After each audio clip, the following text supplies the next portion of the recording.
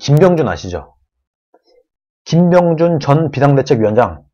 이분이 어제 본인의 페이스북에 이런 걸 올려갖고 많은 이슈가 되었습니다. 언론사들도 이것을 인용 보도를 하기도 하고요. 구원투수를 기다리지 맙시다. 사지에서 접건, 험지에서 접건, 진건 진거니까 되도록 말을 아끼려 했습니다. 그런데 요 며칠 벌어진 당내 상황을 보면서 그저 가만히 있을 수만은 없다 하는 생각을 하게 됩니다. 드릴 말씀의 요지는 이렇습니다. 무기한의 전권 비대위 이야기는 이제 접어야 합니다. 맞습니다. 맞는 얘기입니다. 무기한 정권 비대위 이야기는 접어야 된다. 100% 동의합니다. 그리고 어떤 과정을 거치든 기본적으로 8월 전당대회를 준비해야 됩니다. 이거는 일부 동의합니다. 네, 이 선생님 한 번은 다룰 주제이지만 삶은 소대가리의 겨누기. 네, 감사합니다. 땡큐넥스님, 부정선거를 논하려면 비밀선거 위반에 피성년 후견인을 막았어야죠. 조혜주를 누가 통과시켰죠? 네, 감사합니다. 근데 여기서부터 약간 이분이 거짓말을 하기 시작합니다. 제가 비대위원장을 맡게 되었을 때와 지금의 상황은 다릅니다. 김병준이 비대위원장을 맡았을 때와 지금 상황은 다르다. 그때만 해도 지방선거에서 우리 당 후보들의 평균 득표율이 20% 남짓했고 당 지지율 또한 10%대 초반을 오르내리고 있었습니다. 당의 존폐가 거론될 정도의 위기 상황이었습니다만 막상 이를 극복해 나가야 될 당의 주체들은 친박, 비박, 잔류파, 복당파로 나뉘어서 갈등이 극에 달했습니다. 전당대회를 열면 전당대회가 아닌 분당대회가 될 것이란 이야기도 나돌았습니다. 그런데 지금은 다릅니다. 참패했지만 미래통합당에 투표한 국민이 41.5%나 됩니다. 또 당내의 대립과 갈등도 그때와 다릅니다. 국민 앞에 고개를 들 수 없습니다만 그렇다고 해서 기대 반 우려 반 성공을 확신할 수 없는 외부 인사에게 무기한 전권을 줘가면서까지 당을 맡겨야만 하는 상황은 아니라 생각합니다. 근데 우리가 하나 짚어야 될 게 이 김병준 비대위원장도 입당한 지가 한 2년 됐나? 얼마 안 됩니다. 새내기예요. 입당한 지 얼마 안 된 새내기입니다. 근데 누가 보면 한 몇십 년 있었던 것처럼 얘기는 하고 있어요. 오래 있었던 게 중요한 게 아니니까. 좋습니다. 못났으면 못난 대로 스스로 이 상황을 극복하기 위해 노력해야 됩니다. 그래야 자기 역신 역량과 자정 능력이 생깁니다. 또 당대표 역량에 따라서 당의 운명이 좌지우지 되는 지도자 중심의 취약한 구도에서 벗어나 누가 당대표가 되어도 단단한 생명력을 유지할 수 있는 민주정당으로 거듭나게 됩니다. 힘들고 거친 과정을 겪어가겠지만 이 길이야말로 국민이 기대하는 길이라 생각을 합니다. 우리에게 표를 준 41.5%의 유권자를 믿고 존경하며 용기를 가지고 당당하게 길을 갑시다. 우리를 구원해줄 영웅이나 구원투수를 기다리지 맙시다. 이렇게 얘기를 하고 있습니다. 30대 기수가 되었건 40대 기수가 되었건 새로운 지도자도 우리 스스로 이런 노력을 할 때 나타납니다. 적절한 정치, 사회적 과정을 거쳐서 말입니다. 외부에서 영입한 인사가 김종인을 말하는 거겠죠. 황태자 모자를 씌워주거나 키운다고 해서 될 일이 아니다. 이거는 맞는 말이죠. 김종인이 들어왔고 내가 누군가를 지명을 하면 이제 그 사람이 대선주자가 될 것이고 그 사람을 국민들이 찍어주게 될 거야 하는 이상한 얘기는 정말 황당한 얘기인 거죠. 황당한 김종인만의 주장인 거죠. 그런 일은 가능하지도 않을 뿐만 아니라 시도 그 자체가 당원과 국민들을 무시하는 일로 지탄받게 될 것입니다. 여기까지는 완벽하게 지금 김종인을 비판을 하고 있습니다. 근데 저는 김종인도 마음이 급하다 보니까 좀 실언을 한 것 같아요. 여러분, 원래 옛날에 김종인이었다고 하면은 정말 김종인이 기회주의자지만 정말 상황 판단을 잘하고 이슈 메이킹을 잘하고 뭔가 기사거리를 만들어내는 데는 도사입니다. 김종인은. 그런데 이번에는 정말 마음이 급하다 보니까 이번이 마지막 기회예요. 김종인 나이가 너무 많고 그래갖고 이번이 마지막 기회다 보니까 실언을 했어요. 대뜸 내가 대통령을 만들겠다. 무기한 전권을 달라. 정말 황당한 얘기를 한 겁니다. 오히려 좀 숙이고 들어가면서 이 정도라도 해서 내가 좀 잘해서 인정을 받게 되면은 그때 좀 임기를 연장해 달라. 이런 식으로 약간 협상 쪽으로 가거나 했어야 되는데 갑자기 전권, 무기한을 달라. 총재적인 권한을 달라. 이렇게 얘기를 했어요. 그러니까 이렇게 얘기를 하면은 당연히 당내 반발이 있죠. 저는 사실 김종인의 반발하는 사람이 있는 걸 보고 야 그래도 일말의 희망은 있다. 이 당은. 전 오히려 그렇게 생각을 했습니다. 만약에 김종인한테 전권, 무기한권을 주고 김종인이 내가 아무나 갖다 꽂으면 그 사람을 대선 후보로 내세워. 이렇게 했음에도 불구하고 이것에도 그냥 아무 말도 못하고 수구리하고 있었다. 미래통합당 안에 있는 사람들이. 그러면요 저는 오히려 야 이 당은 정말 좀비당이구나. 이 당은 끝났구나. 웬 저쪽에 있던 좌파에 있던 사람이 갑자기 들어가고 정권을 쥐고 흔들려고 하고 다음 대선 주자까지도 내 맘대로 하겠다고 하는데 이 당은 무슨 당인지 아무도 반박을 못하고 아무도 말을 못하고 아무도 맞서 싸울 생각을 안 해. 했다고 하면 더 황당하죠. 더 어이없죠. 그런데 정말 다행스럽게도 김종인이 이런 말도 안 되는 짓을 하니까 저는 마음이 급하다 보니까 어떻게든 이 상황을 전환시키기 위해서 뭔가를 던졌는데 잘못 던졌다. 특히 대통령은 내가 만들겠다 하는 순간 이 당에서 당권을 노리고 대권을 노리는 사람들의 격렬한 반대에 부딪힐 수밖에 없어요. 근데 이것을 알만도 한 양반인데 이분이 좀 실수를 한 것 같습니다. 이 말을 하면 당연히 사람들이 들고 일어나죠. 근데 어떤 정치를 잘 모르는 사람들은 그래도 김종인한테 맡겨라. 이런 얘기를 하고 앉아있어요. 오히려 저는 김종인을 내치려고 하는 사람들이 이 당내에서 많이 있었고 이 사람들이 목소리를 낸 것을 볼 때 야 그래도 이 사람들이 그래도 김종인은 안 된다 하고 말할 정도의 용기는 그래도 있는 사람들이구나 하면서 요만큼의 희망을 받습니다. 정말 김종인이 내가 킹메이커를 하겠다 라고 말한 걸 볼 때 저는 야 이 사람 정말 이 말이야말로 막말입니다. 외부에서 갑자기 들어온 사람이 아직 입당도 안 한 걸로 알고 있어요. 김종인. 갑자기 들어갔고 본인이 정권을 쥐고 흔들고 다음 대선까지 내가 다 정권을 쥐고 흔들 거야 라고 하는 말이 막말이죠. 정말 황당한 얘기죠. 이 당에 있던 자산들 다 무릎 꿇어. 너네가 뭘 잘했다고. 이런 얘기인 거거든요.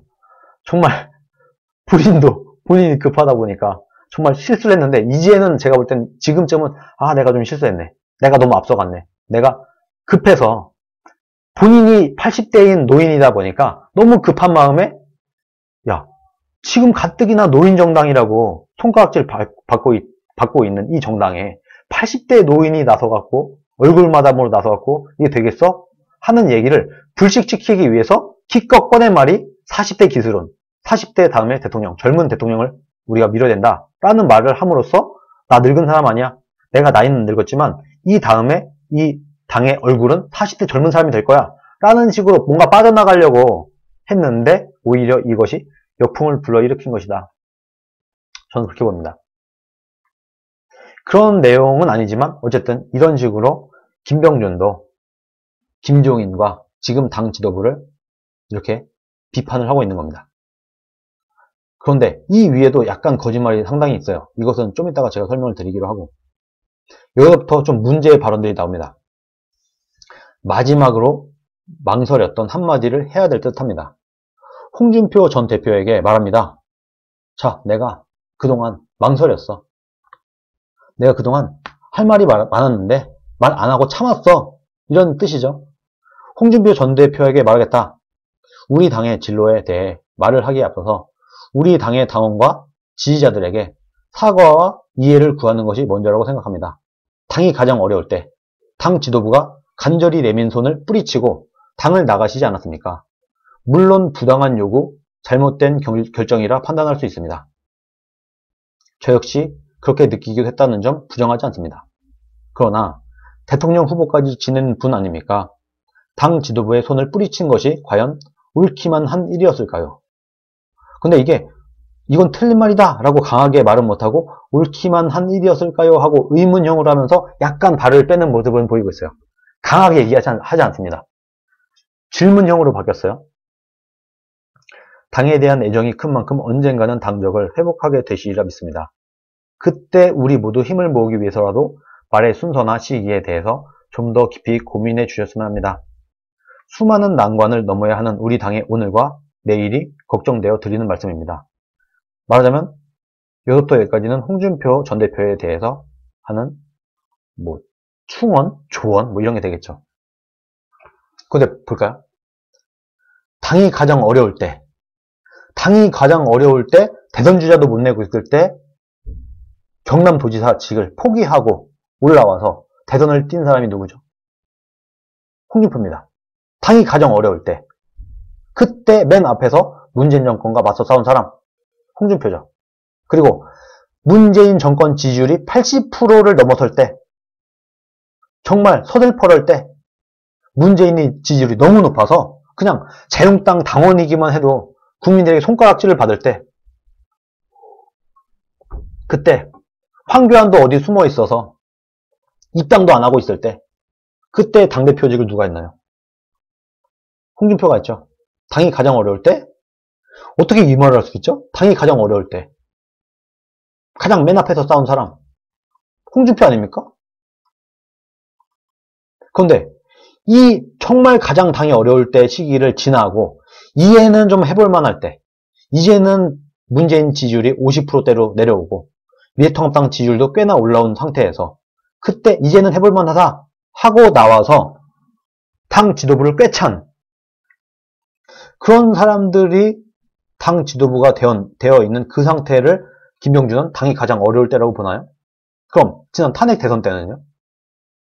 그 다음 문재인 정권 지지율이 80%일 때는요? 그때는 가장 어려울 때 아닌가요?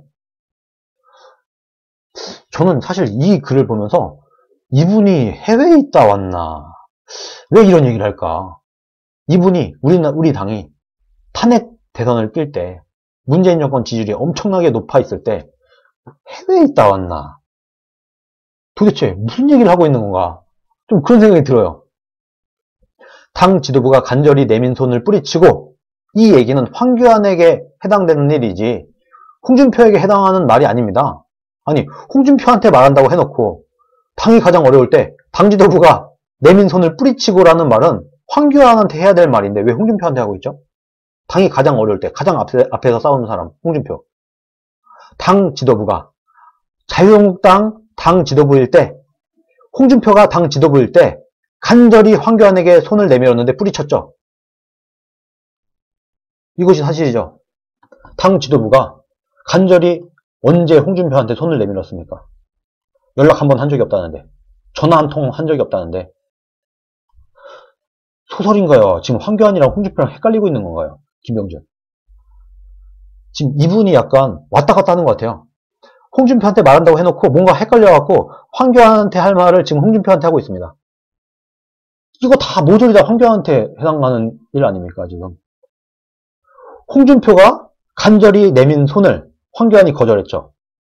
홍준표가 당대표일 때도 황교안은 거절했었고 황교안이 당 지도부일 때 홍준표가 먼저 손을 내밀어서 같이 가자. 우리 힘을 모아서 거대 악을 같이 맞서 싸우자 했는데 황교안이 거절했죠. 단 한 번도 미래통합당의 당 지도부는 홍준표에게 손을 내민 적이 없습니다. 이런 황교안한테 해야 될 말을 홍준표한테 하고 있어요. 간절히 내민 손을 뿌리치고 당을 나갔다고요? 내민 적이 없는데? 한 번도 내민 적이 없는데? 이 사람 무슨 얘기를 하고 있는지를 이해를 할 수가 없어요. 한번 토론을 하고 싶어요. 도대체 이게 무슨 의미냐? 뭘 보고 이런 얘기를 하느냐? 당을 나갔죠. 왜? 황교안이 김용호한테 이제는 다 밝혀졌지 않습니까? 황교안이 김용호한테 홍준표만 컷오프 시켜주면은 그 다음 공천은 네 맘대로 해. 황교안이 김용호한테 이렇게 한 거 아니에요. 그렇게 해서 컷오프 시키니까 당을 나갔죠. 김용호와 황교안의 협작 공천에 이 부당한 공천에 불복을 하고 당을 나간 거예요. 근데 본인도 알고 있어요. 물론 부당한 요구, 잘못된 결정이라 판단할 수 있습니다. 그럼 잘못된 결정에 맞서 싸운 겁니다. 불의에 맞서 싸운 거예요. 홍준표는. 저 역시 그렇게 느끼기도 했다는 점 부정하지 않습니다. 하나만한 얘기를 하고 있어요. 그러면 대통령 후보까지 지낸 사람을 이렇게 밑도 끝도 없이 아무런 명분도 없이 컷오프 시키는 게 맞는 겁니까? 아니, 당 지도부에 손을 언제 뿌리쳤어요? 당 지도부가. 오히려 당 지도부가 홍준표의 손을 뿌리쳤지. 같이 가자. 내가 PK 책임져 줄게. 내가 PK에서 바람을 불러일으켜서 내가 PK 전 지역을 당선시켜 줄게. 나 양산을에 공천 줘. 했는데 그럼 홍준표의 손을 당 지도부가 뿌리쳤죠. 거꾸로 얘기를 하고 있어요. 당연히 이렇게 황당한 얘기를 했다 보니까 이 뒤에 얘기는 다 이상한 말도 안 되는 얘기일 수밖에 없습니다. 모조리 다 거짓말이에요. 이분이 황교안과 홍준표 헷갈리고 있나?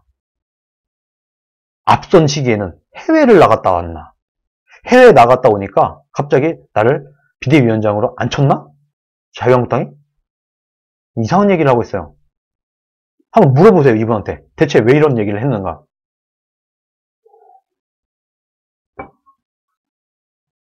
그러면서 이 모든 거는 내 개인적인 이익을 위해서가 아니라 나는 말이야, 다 당을 생각해서야. 당신은 지금 당을 생각하지 않는 것 같은데 나는 말이야, 당을 생각해서 당신한테 이렇게 충고하는 거야. 이런 식의 참 어처구니 없는 얘기를 하고 있습니다. 정말 납득할 수 없는 얘기들을 쏟아냈습니다. 정말 황당하죠, 여러분. 그런데 제 페이스북 친구인 이정민 씨가 본인의 페이스북에 바로 이런 반박 성명을 냈습니다. 김병준 전 비대위원장 가짜 뉴스 그만 퍼뜨리시라. 김병준이 지방선거에서 우리 당 후보들의 평균 득표율이 20% 남짓했고 당 지지율도 10% 초반으로 당 존폐가 거론될 위기였다. 그런데 지금은 미래통합당에 투표한 국민이 41.5%나 된다. 이렇게 말을 했는데 이 말이 진짜일까요? 거짓말이라는 거죠. 자, 보겠습니다. 지난 19대 대선과 2018년 지방선거 때는 자유한국당과 바른미래당이 분리돼서 선거를 치렀고 이번 총선 때는 합쳤습니다. 지난 19대 대선 때 홍준표 24%, 유승민 6.8%, 둘을 합치면 30.8%, 당시 안철수는 21.4%인데 여기서 박지원, 손학규 등 민생당 부류를 그 절반 50%라 잡는다고 하더라도 21.4% 나누기 2하면 10.7%죠. 그러면 지난 대선 때 충도 우파 진영의 총 득표율은 홍준표 24%, 유승민 6.8%, 안철수 10.7%를 합치면 41.5%. 이번 총선의 지역구 후보들의 득표율과 똑같다. 이번 총선에서 우파 진영의 중도 우파 진영의 총 득표율이 41.5%였는데 지난 대선 때 중도 우파 진영의 득표율을 합치면 똑같다. 41.5%. 지방선거 때 서울시장 선거도 김문수 23.34%, 안철수 19.55%, 42.89%로 오히려 이번 총선에서 서울 전체 지역에서 미래통합당이 얻은 41.89%를 오히려 약간 상회하고 있다, 지금. 정당 지지도를 봐도 서울시를 보면 지난 7회 지방선거에서 자유한국당 25.24, 바른미래당 11.48%로 25.25 더하기 11.48 하면 36.72. 이는 이번 총선에서 미래통합당이 얻은 정당 득표율 33.10%를 3%만큼 상회하고 있다. 지난 대선 때 중도 보수진영 총 득표율과 이번 총선에서 미통당 지역구 득표율 41.5% 똑같고 지난 지방선거에서 서울지역 중도 보수진영 정당 총 득표율과 이번 총선에서 서울지역 미통당 정당 득표율 33%다. 거의 똑같다. 즉 결론적으로 지난 대선 지방선거와 이번 총선을 거치면서 보수진영은 단 1%로 외연 확장이 된 것이 없으며 단 1%도 는 게 없고 숫자의 차이는 유승민과 안철수를 묶고 안 묶고의 차이고 이것도 최대한 보수적으로 집계한 것이다. 이렇게 얘기를 하고 있네요. 그러면서 이번에 김병준 전 비대위원장은 잘못된 통계 분석에 대해서 즉각 사과하십시오. 이렇게 성명서를 냈습니다. 그럼 어떤 사람은 그러더라고요. 야, 이렇게 보수를 통합한 것도 황교안의 공 아니냐. 어쨌든 간에 안철수를 끌어안고 유승민을 끌어안는 것도 황교안이 잘한 거 아니야. 이렇게 얘기를 하는 사람도 있어요. 근데 저는 전혀 그렇게 보지 않습니다. 그냥 냅뒀으면 안철수고 유승민이고 어련히 정리됐을 사람들이에요.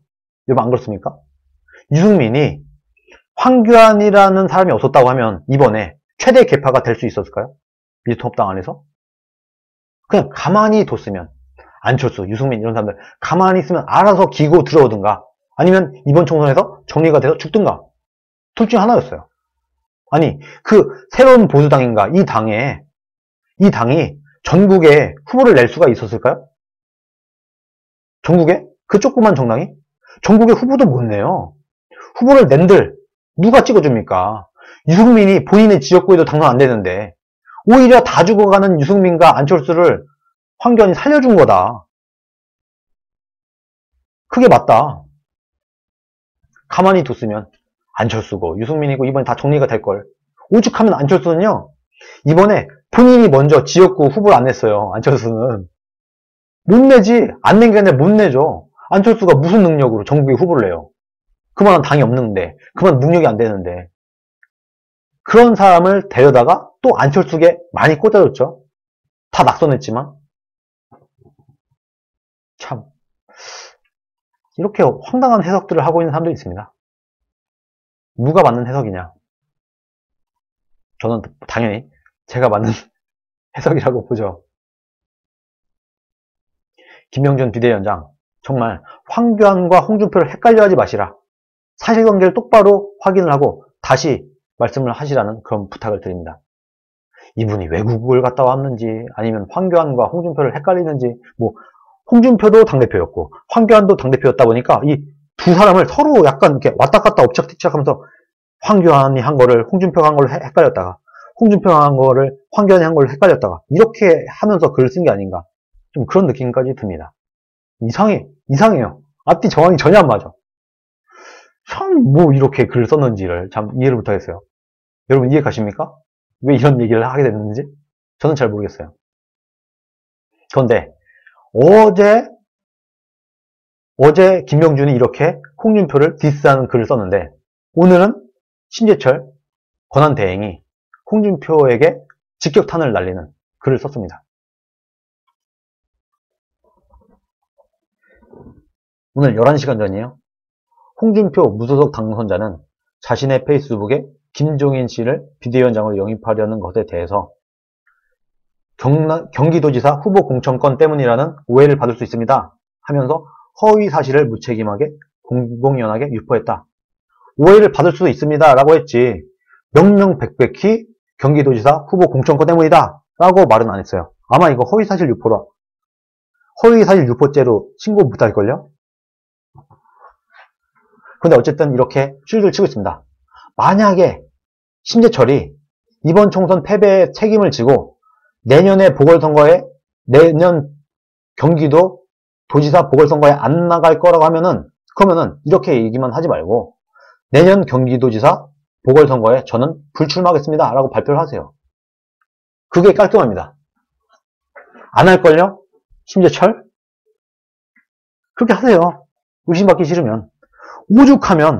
오죽 신재철이 아니 아무것도 쓸 데도 없는 김종인을 오죽 이렇게 비대위원장으로 앉히려고 노력을 하면 이런 얘기까지 나옵니까? 저도 이런 얘기 많이 들었어요. 여의도에서 이런 얘기가 이미 파다합니다. 본인의 귀에는 안 들어갔나요? 이게 억울하세요? 나 상관없어. 나는 경기도지사 안 할 거야. 이번에 바로 불과 1년 전에 당 원내대표였음에도 불구하고 본인의 지역구도 못 지킨 사람이 무슨 경기도지사야? 라고 생각을 한다고 하면은 이렇게 말하고 말지 말고 내년에 경기도지사 불출마 선언을 하세요.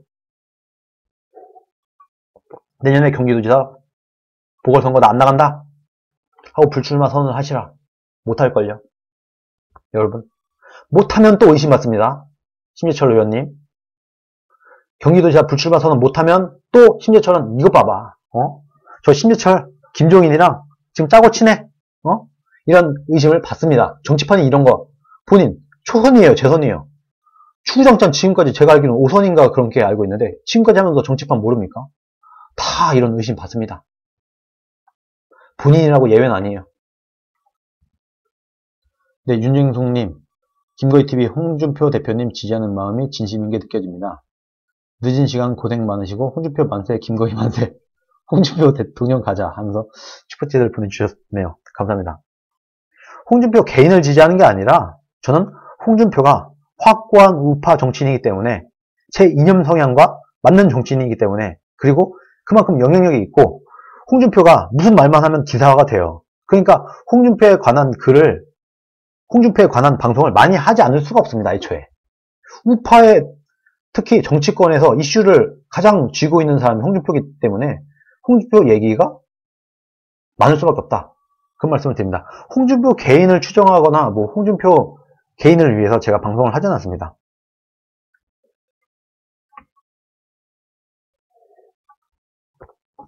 자, 계속 이어서 우리 당의 진로에 대해서는 당의 총의를 모으기 위해 20대 국회의원과 21대 당선자 142명 전원에게 전화를 의견조사를 했다. 그 결과 다수가 당 개혁을 위해서는 김종인 비대위 체제가 필요하다고 결정을 한 것이고, 그에 따라 전국위 등의 절차를 진행했던 것이다. 그런데도 공당의 진로를 공천 비략과 같은 뭐 이런 사천, 이런 것 때문이라는 등으로 폄훼하려는 말은 악의적인 억측이다. 우리 당이 황골탈퇴를 하지 않으면 안 된다는 절박감으로 찾아간 상황에서 어떻게 개인의 사사로운 문제를 언급할 수 있었겠는가? 그러면서 이렇게 얘기를 하고 있어요. 같이 찾아가서 함께 만난 정책위의장에게 물어봐라. 아니, 장난합니까? 이때 말했대요, 누가? 그 전에 뒤에서 물밑 작업으로 하지. 여러분, 생각을 해보세요. 이런 공천 딜을 할 때 여러분 같으면 몰래 둘이 사적으로 하지. 다 같이 있는 자리에서, 기자들도 있고 정책위의장 같이 있는 자리에서 비대위원장님, 제가 비대위원장으로 모실 테니까 저를 꼭 경기도지사에 공천을 주세요. 누가 이렇게 합니까? 이상한 얘기를 하고 있어요. 같이 찾아간 정책위의장한테 물어보세요. 난 그런 말 한 적 없다고. 참나, 진짜 이분들 참 재밌게 정치합니다. 네, 림영님 브론즈 등급, 네, 회원가입 감사합니다. 홍준표 당선자가 김종인 위원장에 대해서 처음에는 찬성하다가 대선 패배 지적과 40대 기소론이 제기되자 반대로 돌변한 것은 온 국민이 다 알고 있다. 이거 거짓말입니다. 제가 말씀드릴게요. 이거 거짓말입니다. 아직도 안 고쳤네요. 이거 아직도 안 고친 거 보니까 이것이 거짓말인지 알고 있으면서도 신재철 권한대행이 악의적으로 홍준표를 비판하기 위해서 거짓말을 하고 있습니다. 홍준표는 김종인 위원장을 찬성을 하다가 대선 패배 지적과 40대 기소론이 제기되자 반대로 돌변한 것을 국민들이 다 알고 있다. 이거 가짜뉴스입니다. 거짓말입니다. 개인의 사사로운 이익에 따라 정치적 견해가 어제와 오늘이 손바닥 뒤집듯 바뀌는 사람에게 당원과 국민들이 어떤 기대를 할 수 있겠는가? 품위 없는 언사의 반복은 외면을 가속시킬 뿐이다. 그러면서 정말 당황스러운 얘기를 합니다. 홍준표 당선자는 무소속이다. 밖에서 남의 당의 일에 감나라 배나라 참견할 계제가 아니다. 참, 여러분, 이러려고 홍준표를 컷오프 시킨 겁니다. 여러분, 이제 아시겠죠? 홍준표 왜 컷오프 시켰냐? 왜 심재철이 홍준표가 컷오프 되는데 당 지도부에 있었으면서 말 한마디 못했냐? 홍준표를 공천을 줘야지 상식적인데 왜 당 지도부가 가만히 있었냐? 이 프레임 씌우려고. 야, 지금 홍준표 무소속이야. 우리끼리 다 해먹을 거야. 홍준표가 25년간 당을 지켜오다가 김용호, 황교안의 협잡 공천 때문에 부득이하게 탈당을 해서 무소속으로 나가서 당선이 돼서 돌아왔는데 복당도 안 받아주고 있죠. 왜? 자기네끼리 다 해먹어야 되니까. 무소속에 있는 사람들이 김태우, 홍준표, 윤상현, 권선동 이런 사람들이 들어오면은 이 사람들 중에서 당대표가 될 수도 있고 원내대표가 될 수도 있지 않겠습니까? 다들 대단한 사람들이니까. 무소속으로 당선될 수 있는 거는 정말 쉬운 일이 아니에요. 그런 사람들이다 보니까 영향력이 있는 사람들이고 인기가 있는 사람들이다 보니까 이런 사람들이 들어오면은 자신들이 다 해먹기가 어렵죠. 그 얘기를 지금 자인을 하고 있습니다. 홍준표 당신 무소속이야. 25년간 탈당을 한 적이 한 번도 없는 사람. 황교안, 김용호 협작 공천과 당시 심재철을 포함한 당 지도부의 비겁함에 의해서 컷오프 당해서 부득이하게 무소속으로 나갈 수밖에 없었던 홍준표한테 남의 일에, 남의 당 일에 감나라 배나라 할 계제가 아니다. 이렇게 얘기를 하고 있습니다. 정말 뻔뻔하네요. 정말 제가 요즘 심재철을 다시 보고 있습니다. 야, 이렇게 비겁하고 치사한 정치를 하고 있었구나, 이 사람이. 이런 생각이 듭니다. 자, 이분이 무슨 거짓말을 했느냐. 제 페이스북에 옮겨온 글이었어요. 이분 좀 전에 뭐라고 했냐, 보세요. 20대 국회의원과 21대 당선자 142명 전원에게 전화 의견 조사를 했다. 언제?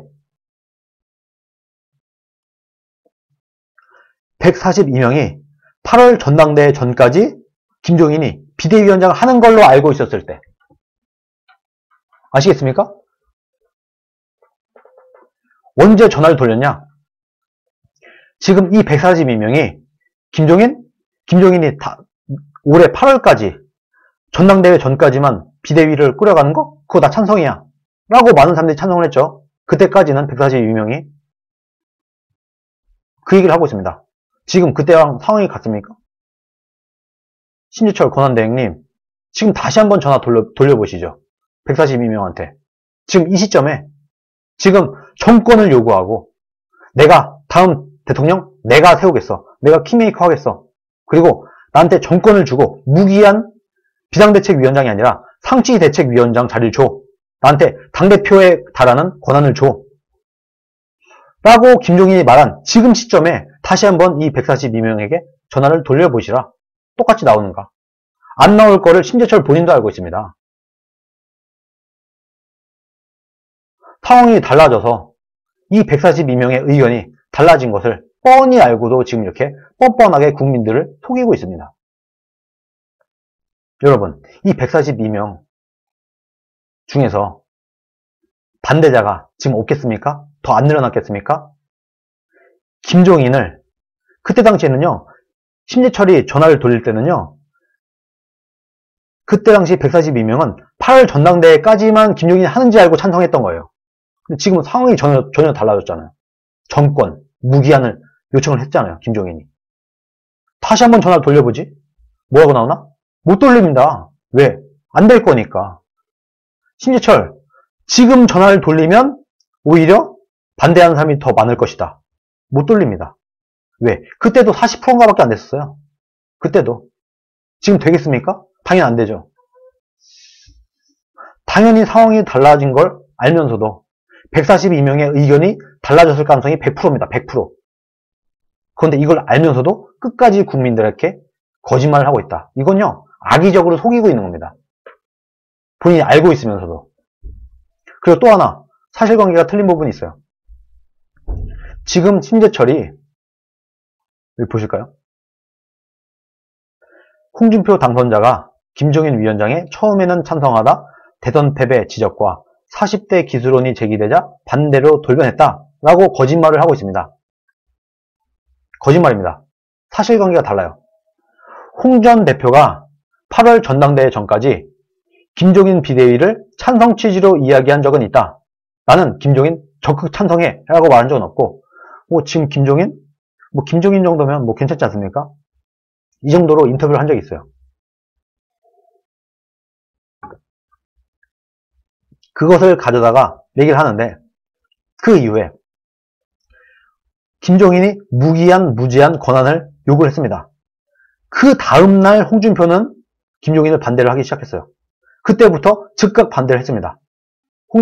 김종인이 나 8월 말까지 말고 무제한 권한을 줘 라고 요청을 하고, 그 다음날 홍준표는 반대를 하기 시작했는데, 그리고 나서 며칠 후에야 김종인이 40대 기술원과 지난 대선 때 나갔던 사람들의 시효는 끝났다, 이런 얘기를 한 겁니다. 선후 관계가 달라요. 지금 심재철은 거짓말을 하고 있는 겁니다. 홍준표가 40대 기술원 얘기를 듣고 김종인을 반대하기 시작한 것이 아니라 원래 그 전부터 홍준표는 김종인을 반대했다. 처음에는 찬성을 했지만 김종인이 무제한 권한을 요청하니까 그때부터 반대를 했고, 그 이후에야 김종인이 40대 기술원과 지난 대선 때 나갔던 사람 시효가 끝났다, 이런 발언을 한 겁니다. 지금 거짓말을 하고 있어요. 그래서 제가 이런 내용을 댓글에도 남겼습니다. 심희철 원내대표에. 내용을 정정해 주세요. 몰라서 그랬다고 믿겠습니다. 정정하지 않는다면 국민을 속이기 위해서 일부러 거짓말을 한 것이라고 이해할 수밖에 없습니다. 제가 이것을 9시간 전에 썼어요. 그리고 댓글로도 달았어요. 지금 심재철 알면서도 거짓말을 하고 있다.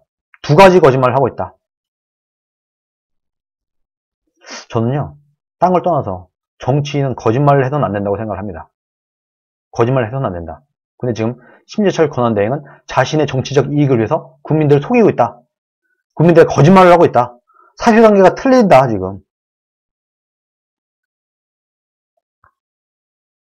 그리고 또 이런 입장문을 냈습니다. 상임 전국위가 정족수 미달로 무산되는 상황이 되었지만 전국위원들은 김종인 전 총괄 선대위원장을 비대위원장으로 임명하는 안을 가결했습니다. 그런데 김종인 선대위원장은 4개월짜리 비대위는 거부를 했습니다. 비대위원장직 요청을 드렸을 때 김 전 위원장이 대선 1년 전까지는 모든 걸 다 완비한 체제를 만들어 놔야 되지 않겠나 하고 말한 적이 있다. 당이 대선에 임하기 위해서는 어느 정도 기간이 필요하다고 한 것인데 부칙 조항을 고치지 못하면서 비대위가 제대로 일할 수 있는 여건이 갖춰지지 못하게 된 것입니다.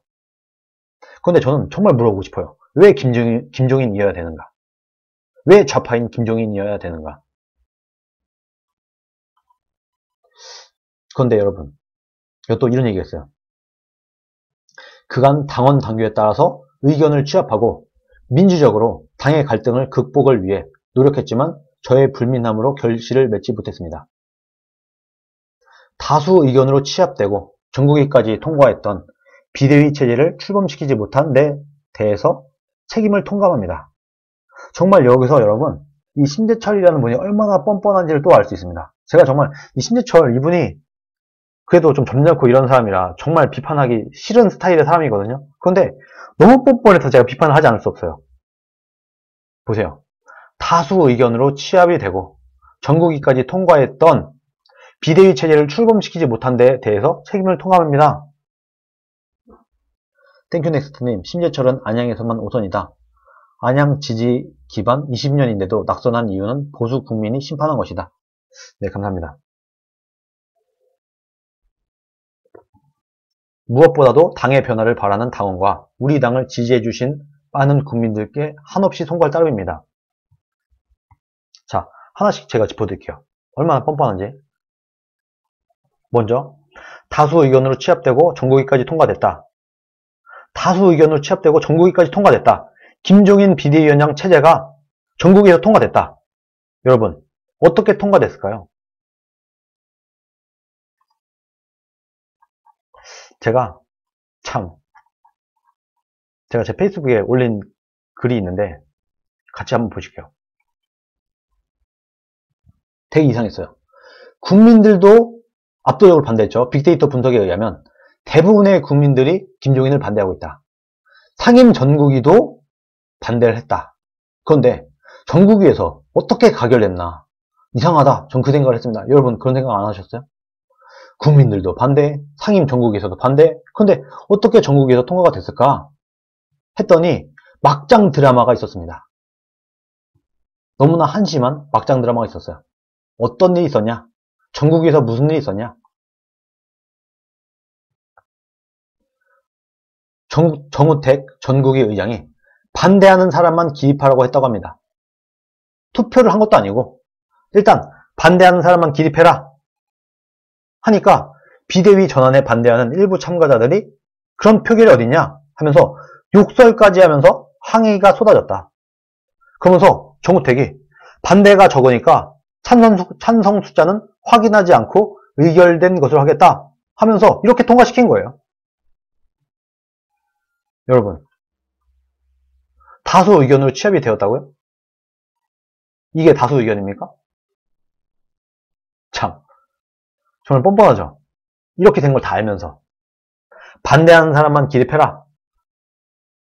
그렇게 통과된 거다.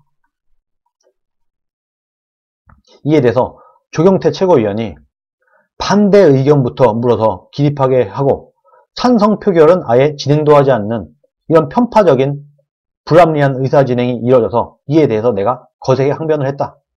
이렇게 얘기를 했어요. 정말 이따위로 지금 진행이 됐습니다. 전국위원회가. 어떻게든 우겨서라도 김종인을 비대위원장에 앉히기 위해서 이런 짓까지 했다. 그래서 민주정당이라고 하는 미래통합당이 투표도 없이 보세요. 중앙일보에서 나이값 해라. 네가 뭔데 난리냐. 고성에 욕설에 그냥 난리가 났다는 겁니다. 너무 부끄럽지 않습니까? 너무 한심하지 않습니까? 이렇게 됐다는 내용을 다 알고 있는 신재철이 타수 의견으로 취합되고 전국위까지 통과됐습니다. 이렇게 뻔뻔하게 얘기를 하고 있어요. 아이고, 기쁘십니까? 아주 그냥 기분 좋으신 것 같아요. 이렇게 통과돼서. 부끄러운 줄 알아야지. 부끄러운 줄 알아야지. 이렇게 통과됐으면. 아, 정말 큰일입니다. 그냥 이거예요. 자, 여러분. 김종인 반대하는 사람 일어나세요. 그럼 뭐 쭈뼛쭈뼛 일어나고 이렇게 했겠죠. 근데 일어난 거 대충 보더니 딱 보니까 찬성하는 사람들이 더 많은 것 같으니까 그냥 찬성을 할게요. 이렇게 통과된 겁니다. 그러면 찬성하는 사람 일어나세요. 했었어야지. 이게 상식 아닙니까? 그냥 반대하는 사람 일어나라고 하고 나서 이렇게 통과가 되니까 조경태 의원이 단상위에 올라가고 막 소리를 지르면서 이게 뭐냐 하면서 난리를 친 거예요. 항의하고. 그리고 실제로 그 전국위에 참석한 어떤 제 지인한테 물어보니까 제 지인이 그런 얘기를 하더라고요. 아니, 전국위를 이따위를 할 수가 있냐. 토론도 없더라.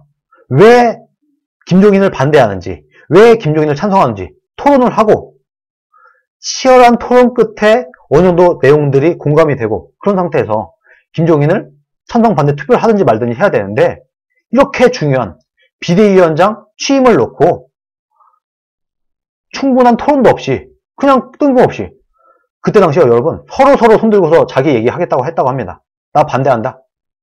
나 반대 의견 낼게 하고 너도 나도 손을 들었는데 발언권은 안 줬대요. 발언권을. 왜 반대하는지 물어도 안 봤대요. 난 저 반대합니다. 저 얘기할게요. 저 토론하겠습니다. 서로 손을 드는데 발언권도 안 줬다. 그렇게 전국위가 통과가 됐대요. 여러분, 이따위로 전국위에 억지로 우격다짐으로 통과시키고 난 다음에 다수 의견으로 취합이 되었다. 이런 얘기를 하고 있습니다. 참, 이번 어떻게 됩니까? 이런 내용 기사까지 다 나갔는데 미래통합당 왜 이럽니까? 도대체 정말 부끄럽게. 무엇보다도 당의 변화를 바라는 당원과 우리 당을 지지해주신 많은 국민들께 한없이 송구할 따름입니다. 물러나세요. 더 이상 노욕을 부리지 마시고. 본인들이 억지 우격다짐을 하느냐고 지금 국민들한테 송구하게 된 겁니다. 지금 본인이 뭘 잘못했는지도 몰라요. 지금 국민들이 다 반대하고 상임위도 반대를 했고, 여러분 상식적으로 상임위에서 반대를 했으면 전국위원회를 하지 말아야죠. 근데 전국위를 억지로 열어갖고 27.7%를 얻어서 김종인 비대위가 어쨌든 전국에서 통과가 되었는데 그마저도 저 따위로 했다. 저렇게 투표도 없이 반대자만 일어나라고 해서 우리 당 전국위에 다수 의견이 무시되고 목소리가 큰 일부에 휘둘리고 있다. 이 점에 대해서 유감스럽게 생각한다. 정말 이분 전국위원회 회의 참석 안 했나요? 기사 안 보나요? 우파들 다 아는데 어떻게 지금 전국에서 통과가 되었는지 끝까지 이러고 있습니다. 누가 이분한테 기사 링크 좀 주세요. 누가 이분한테 심리철 의원님 지금 죄송한데 국민들이 다 알아요. 다 모른다고 생각하지 마세요 하고 알려줘야 될 것 같아요.